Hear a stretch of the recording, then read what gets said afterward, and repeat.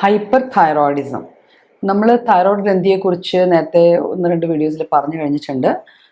എന്നാലും ജസ്റ്റ് ഒന്ന് ബ്രഷപ്പ് ചെയ്യാം. തൈറോയ്ഡ് ഗ്ലാൻഡ് അല്ലെങ്കിൽ തൈറോയ്ഡ് ഗ്രന്ഥി എന്ന് പറഞ്ഞത് നമ്മുടെ കഴുത്തിൻ്റെ, നമ്മുടെ ഈ തൊണ്ടയുടെ ഫ്രണ്ട് ഭാഗത്തിരിക്കുന്ന ഒരു ബട്ടർഫ്ലൈ ഷേപ്പിലെ ഒരു ഓർഗനാണ്. അതൊരു എൻഡോക്രൈൻ ഗ്ലാൻഡാണ്. അതിൽ നിന്നുണ്ടാവുന്ന ഹോർമോൺസ് എന്ന് പറയുന്നത് നമ്മുടെ T3, T4 തൈറോക്സിൻ ഹോർമോൺസ് ആണ്. ഈ ഹോർമോൺസ് നമ്മുടെ ബോഡിയിലെ പല സിസ്റ്റങ്ങളിലും, skeletal system, bones, heart, brain, nervous system, ഇവയെല്ലാത്തിലും ഏകദേശം നല്ലൊരു ആക്ഷനുള്ള ഒരു ഹോർമോൺസ് ആണ്.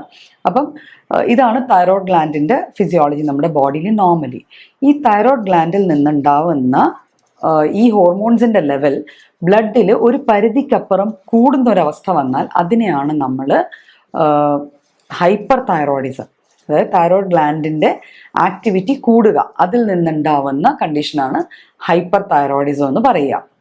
അപ്പോൾ ഈ ഹൈപ്പർ തൈറോയിഡിസം വരുന്നതിൻ്റെ കാരണങ്ങൾ എന്തൊക്കെയാണ്, അപ്പം എന്തുകൊണ്ടാണ് ഒരു വ്യക്തിയിൽ ഹൈപ്പർ തൈറോയിഡിസം കാണപ്പെടുന്നത് എന്ന് നമുക്ക് ചിന്തിക്കാം. അപ്പം ഹൈപ്പർ തൈറോയിഡിസം വരാനുള്ള മെയിൻ കാരണം നമ്മുടെ ഇടയിൽ കാണുന്ന ഒരു തരം auto immune disorder, Graves disease എന്ന് പറയും.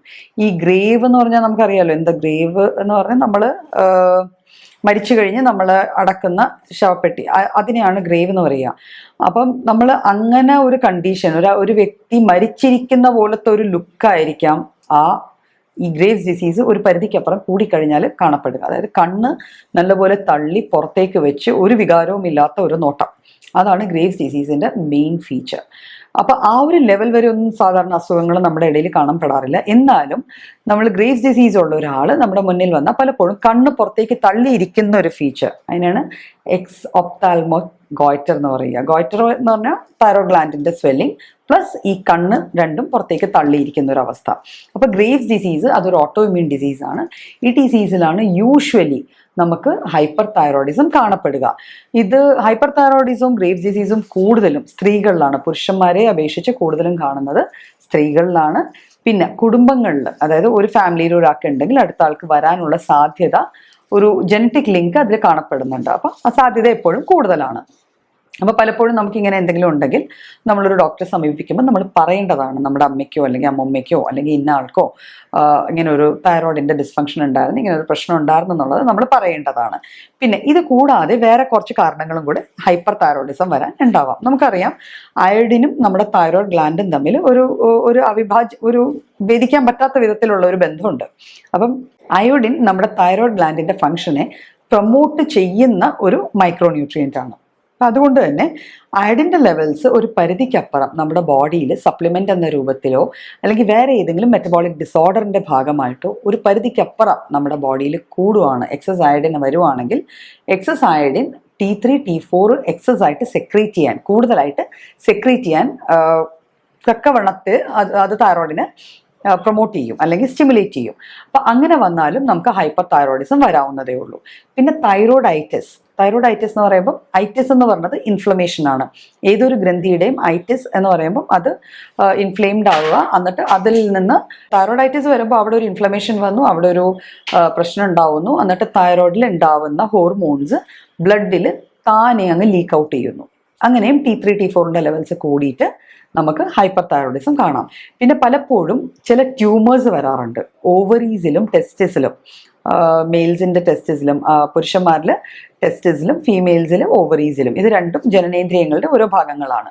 ഇവയിൽ ട്യൂമേഴ്സ് വന്നു കഴിഞ്ഞാലും തൈറോയ്ഡ് ഗ്ലാൻഡിലെ ഹോർമോൺസിൻ്റെ ലെവൽസ് കൂടാറുണ്ട്. ബിക്കോസ് തൈറോയ്ഡ് ഗ്ലാൻഡിലെ ഹോർമോൺസിന് ഈ അവയവങ്ങളിൽ നല്ലൊരു ആക്ഷൻ ഉണ്ട്. അപ്പോൾ അതിൽ ട്യൂമേഴ്സ് വന്നു കഴിഞ്ഞാൽ അതിനെ കൊമ്പാറ്റ് ചെയ്യാൻ വേണ്ടിയായിരിക്കും പലപ്പോഴും T3, T4 ലെവൽസ് ബ്ലഡിൽ കൂടുക. പിന്നെ ചിലപ്പം തൈറോയിഡിലെയോ പിറ്റ്യൂട്ടറി ഗ്ലാൻഡ് എന്ന് വെച്ചാൽ തൈറോയിഡിനോട് ജോലി ചെയ്യാൻ ഓർഡർ ചെയ്യുന്ന ഒരു ഹോർമോൺ ഉണ്ട്, TSH, തൈറോയ്ഡ് സ്റ്റിമുലേറ്റിംഗ് ഹോർമോൺ. അപ്പം ഈ ഹോർമോൺ വരുന്നത് അവിടെ പിറ്റ്യൂട്ടറിന്നാണ്. പിറ്റ്യൂട്ടറി നമ്മുടെ ബ്രെയിനിലിരിക്കുന്ന, നമ്മുടെ തലച്ചോറിലിരിക്കുന്ന ഒരു ഗ്ലാൻഡാണ്. അപ്പോൾ പിറ്റ്യൂട്ടറി ഗ്ലാൻഡിൽ ഒരു ട്യൂമർ വന്നു, TSHൻ്റെ ലെവൽസ് കൂടുകയാണ്. അപ്പോൾ സ്വാഭാവികമായിട്ട് ആ TSH വന്ന് തൈറോയിഡിനോട് ജോലി കൂടുതൽ ചെയ്യാമെന്ന് പറയുന്നു. തൈറോയിഡ് ആ റെസ്പോൺസ്, ആ ഒരു ഓർഡർ അനുസരിച്ചുകൊണ്ട് ഓവറായിട്ട് വർക്ക് ചെയ്യുന്നതിൻ്റെ ഭാഗമായിട്ട് T3യും T4ഉം ബ്ലഡിൽ ഓവറായിട്ട് റിലീസ് ചെയ്യും. അപ്പോൾ അങ്ങനെയും നമുക്ക് ഹൈപ്പർ തൈറോയിഡിസം വരാം.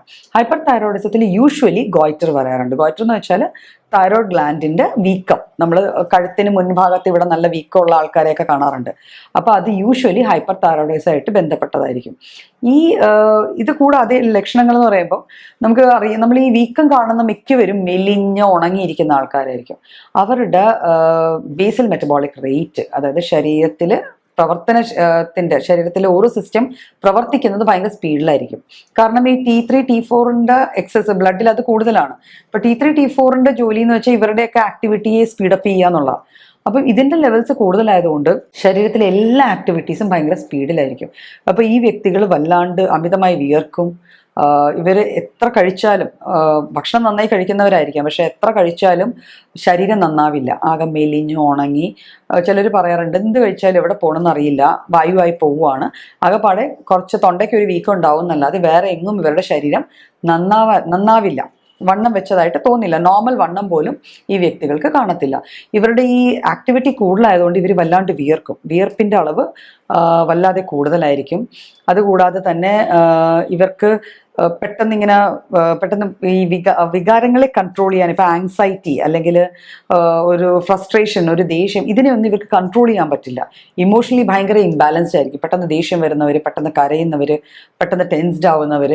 അപ്പം ഇങ്ങനത്തെ ഫീച്ചേഴ്സും ഇതിലുണ്ടാവും. എന്നിട്ട് ഇതൊക്കെ ഉള്ളത് കൊണ്ട് ചിലവർക്ക് എന്തെങ്കിലും മോശമായിട്ട് സംഭവിക്കും.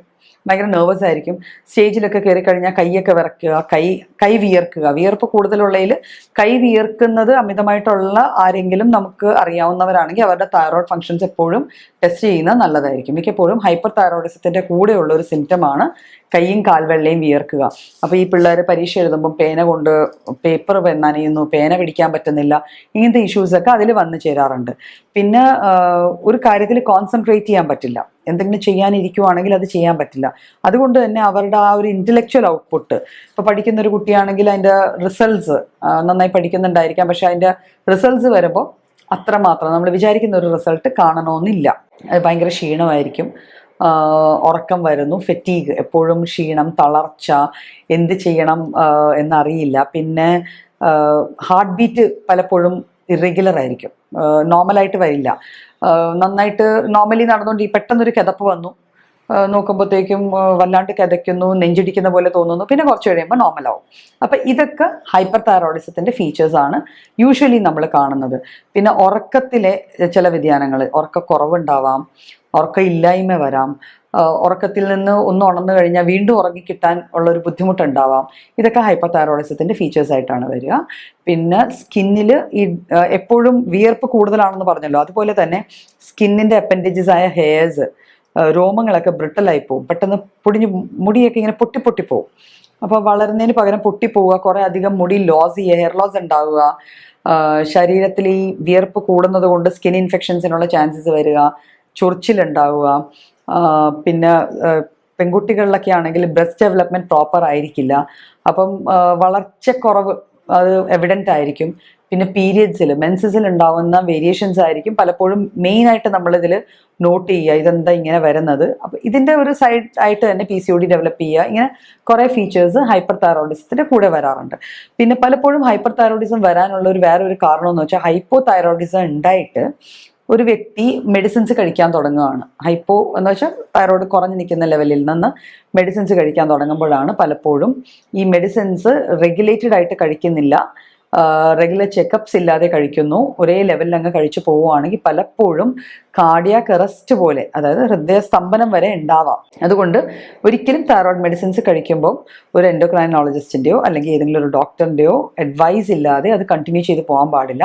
അതിന് റെഗുലർ മോണിറ്ററിങ് അത്യാവശ്യമായിട്ടും വേണ്ടതാണ്. പിന്നെ എങ്ങനെയാണ് നമ്മൾ ഇത് ഉണ്ട് എന്ന് നമുക്കറിയാം. നമുക്ക് ഒരാൾ നമ്മുടെ അടുത്ത് വരുവാണ്, അല്ലെങ്കിൽ നമ്മളുടെ ചുറ്റും നമ്മുടെ പരിചയത്തിലുള്ള ഒരാൾക്ക് ഒരു ഹൈപ്പർ തൈറോയിഡിസം ആണ് സംഭവം എന്നറിയാൻ എന്തൊക്കെയാണ് നമുക്ക് ആദ്യം കിട്ടുന്ന ഇൻഡിക്കേഷൻസ്. ആദ്യത്തെ ഇൻഡിക്കേഷൻ എന്ന് വെച്ചാൽ ഈ പറഞ്ഞ പോലെ ആവശ്യമില്ലാതെ ഒരു ഉത്കണ്ഠയോ ടെൻഷനോ നെർവസ്നെസ്സോ കൈവിറയലോ കൈ വിയർക്കലോ പെട്ടെന്ന് വെട്ടി വിയർക്കലോ ഇങ്ങനെ പെട്ടെന്നൊരു കുറച്ച് നാൾ കൊണ്ട് കാണപ്പെടുന്ന ഒരു ഫീച്ചറായിട്ട് വരിക. ഭക്ഷണം പ്രോപ്പറായിട്ട് കഴിക്കുന്നുണ്ടെങ്കിലും വെയിറ്റ് കുറയുന്നതായിട്ട് തോന്നുക, നെഞ്ചിടിപ്പും പൾസ് റേറ്റും ഒക്കെ കൂടുന്നത് പോലെ തോന്നുക. പിന്നെ ഞാൻ പറഞ്ഞല്ലോ ഗ്രേവ്സ് ഡിസീസിന്റെ ഫീച്ചർ, അതായത് കണ്ണ് പുറത്തേക്ക് തള്ളി വരുന്നുണ്ടോ എന്നുള്ളത്. അപ്പോൾ ചില അമ്മമാർ പറയാറുണ്ട് ഒന്നുമില്ല, 2 ഉണ്ണക്കണ്ണ് മാത്രമേ ഉള്ളൂ, അല്ലെങ്കിൽ വരാക്കണ്ണനെ പോലെ ഇരിക്കുവാണ്, ഇങ്ങനെയൊക്കെ കുറേ വാചകങ്ങൾ പറയാറുണ്ട്. ഫുഡ് നന്നായി കഴിക്കുന്നുണ്ട് പക്ഷെ നന്നാവുന്നില്ല. അതാണ് അവർ ഇൻഡിക്കേറ്റ് ചെയ്യണത്. അത് പലപ്പോഴും ഹൈപ്പർ തൈറോയിഡിസത്തിന്റെ ഒരു ലക്ഷണമായിരിക്കാം. ഇത് കൂടാതെ തൈറോയ്ഡ് ഗ്ലാൻഡ് എൻലാർജ്, ഞാൻ നേരത്തെ പറഞ്ഞു, ഇത് ഗോയിറ്റർ അതിൻ്റെ കൂടെ തന്നെ കാണാം.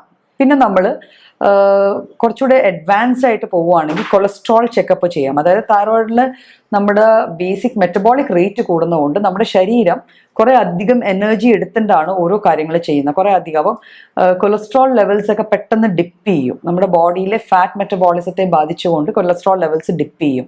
അപ്പോൾ കൊളസ്ട്രോൾ ലെവൽസ് നോക്കിക്കഴിഞ്ഞാൽ നമുക്ക് ഹൈപ്പർ തൈറോയിഡിസം ഉണ്ടോ ഇല്ലയോ. അത് പക്ഷേ ഒരു കുറച്ചുകൂടെ മുന്നോട്ട് പോയ ഒരു ഇൻവെസ്റ്റിഗേഷൻ. നമ്മൾ സാധാരണഗതിയിൽ തൈറോയ്ഡ് ഫംഗ്ഷൻ നോക്കി തന്നെ ബാക്കിയുള്ള സിംറ്റമറ്റോളജിയും കൂടെ അസസ് ചെയ്തിട്ട് തന്നെയാണ് ഇത് ചെയ്യണം. അപ്പം ഈ തൈറോയ്ഡ് ഫംഗ്ഷൻസിനെ പിന്നെ നമ്മൾ റെഗുലേറ്റ് ചെയ്യണം, നോർമലൈസ് ചെയ്യണം. അപ്പം ഇത് നോർമലൈസ് ചെയ്യാനായിട്ടാണ് നമ്മൾ മെഡിസിൻസ് കഴിക്കുകയും അതനുസരിച്ച് ലെവൽസ്, ഈ ടെസ്റ്റുകൾ നോക്ക് ചെയ്ത് ലെവൽസ് റെഗുലർ ആവുമോ ഉണ്ടോ ഇല്ലയോ എന്ന് നോക്കുക. പിന്നെ നമ്മൾ തൈറോയിഡ് ഇങ്ങനെ ഈ രീതിയിൽ ഗോയിറ്റർ ഉണ്ടെങ്കിൽ ഇതിൽ വേറെ എന്തെങ്കിലും ഒരു മാലിഗ്നൻസിയോ ഗ്രോത്തോ വല്ലതും ഉണ്ടോ എന്ന് അറിയാനായിട്ട് പലപ്പോഴും ഡോപ്ലർ തൈറോയ്ഡ് സ്കാൻ ചെയ്യാറുണ്ട്, കളർ സ്കാൻ ചെയ്യാറുണ്ട്, ഡോപ്ലർ സ്കാൻ ചെയ്യാറുണ്ട്. ഇങ്ങനെയൊക്കെയാണ് നമ്മൾ ഹൈപ്പർ തൈറോയിഡിസം ഉണ്ടോ ഇല്ലയോ എന്ന് അസസ് ചെയ്യുക.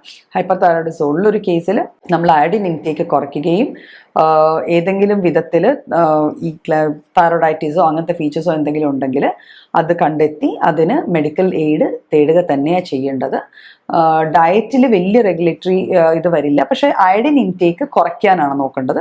സാധാരണ അയഡിൻ ഫോർട്ടിഫൈഡ് ആയിട്ടുള്ള ഫുഡോ അതൊന്നും നമ്മൾ എടുക്കാതെ അയഡിൻ ഇൻടേക്ക് മിനിമൈസ് ചെയ്തിട്ട് തൈറോയ്ഡ് ഫംഗ്ഷനെ നോർമലൈസ് ചെയ്യാനാണ് നോക്കേണ്ടത്. അപ്പം അതിനുള്ള മെഡിക്കേഷൻസും ഇതുപോലെ വിദഗ്ധമായ ഏതെങ്കിലും ഒരു ഡോക്ടേഴ്സിനെ കണ്ടിട്ട് നമ്മൾ പ്രോപ്പർ കേസ് ടേക്കിംഗ്, അതിൻ്റെ റീസൺസ് എന്താണെന്ന് നോക്കി ആ രീതിയിൽ അസസ് ചെയ്ത് ഹാൻഡിൽ ചെയ്യാവുന്നതേ ഉള്ളൂ. അപ്പോൾ ഹൈപ്പർ തൈറോയിഡിസത്തെക്കാളും കുറച്ചുകൂടി ഗ്രേവ് ആയിട്ടുള്ളൊരു കണ്ടീഷൻ ആണെന്നുള്ള എപ്പോഴും നമ്മുടെ മനസ്സിൽ വേണം.